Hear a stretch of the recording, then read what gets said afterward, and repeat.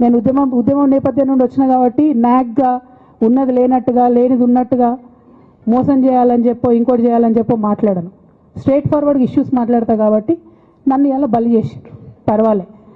కానీ రేపటి నాడు ఇదే ప్రమాదం రామన్నకు కూడా పొంచుంది, రేపటి నాడు ఇదే ప్రమాదం మీకు కూడా పొంచుంది. అల్టిమేట్గా బీఆర్ఎస్ పార్టీని హస్తగతం చేసుకోవడానికి జరుగుతున్నటువంటి కుట్రలో భాగంగానే ఇవాళ నన్ను ఎలిమినేట్ చేయడం జరిగింది.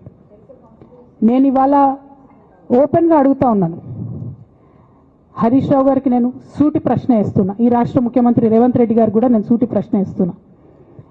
నా మీద కుట్రలు ఎప్పటి నుండి ప్రారంభమైనాయి? ఎప్పుడైతే హరీష్ రావు గారు రేవంత్ రెడ్డి గారు ఒకే ఫ్లైట్లో హైదరాబాద్ నుండి ఢిల్లీకో, ఢిల్లీ నుండి హైదరాబాద్లో ఒకే ఫ్లైట్లో వాళ్ళిద్దరు ప్రయాణం చేసి వచ్చినప్పుడు హరీష్ రావు గారు రేవంత్ రెడ్డి గారు కాలు పట్టుకొని సరెండర్ అయినాక ఈ కుట్రలు స్టార్ట్ అయినాయి. నా మీద ఇష్టం